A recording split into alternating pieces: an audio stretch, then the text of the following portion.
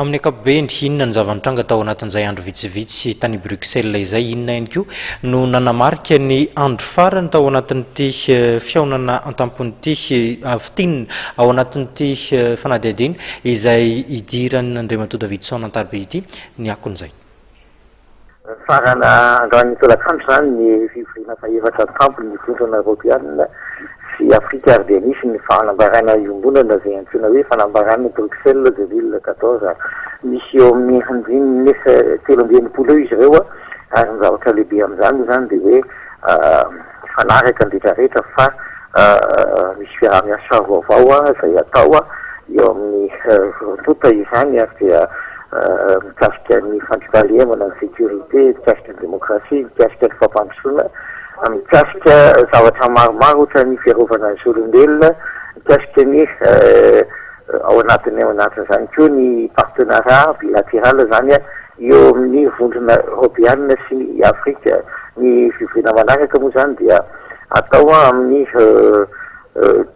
2017 zany aty Afrika ny fivoriana fahadimy sy manaraka zany ary ny marihana fa misy vola amin'ny valo amby roapolo miliara d'euro eo zany no atokan'ny vondrona Europeanina ho an'ny Afrika amin'ny taona 2014 sy 2020 dia mitanana ny sasany zany i Madagasikara. Ny tena zavatra lehibe tatsika moa zany dia hoe mila hojerena akaiky ny fiaraha-miasa eo amin'ny vondrona anankiroa mba hitovy lenta tsara. Dia anisan'ny zavatra nitsindrin'ny filoha malagasy zany raha nandray ny fitehirizana tamin'io fotoana io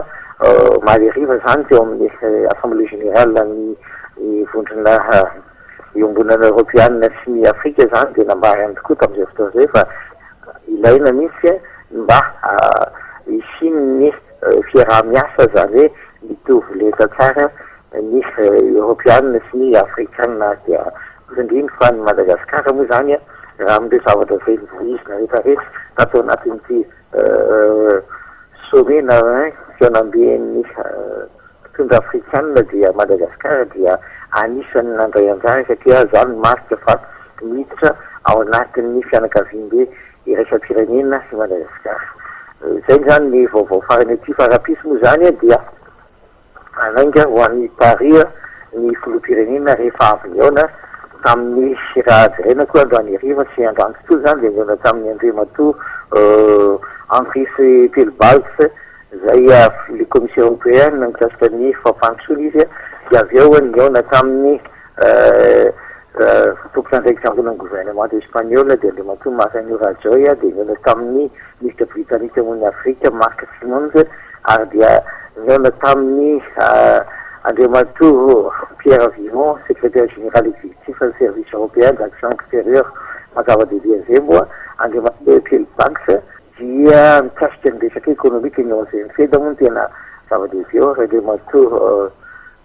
Pierre Vimon kosa dia mikasika ny resaka politika ny tena enjeu moa zany alatsina amin'ny teny français dia hoe ny fanalana sazy ateraky ny article 96 eo amin'ny Union Européenne zany ho an'ny Madagasikara ary dia zay dia miankina amin'ny efa vitany Madagasikara daholo moa zany ny zavatra voalazan'ny Union Européenne takiny amintsika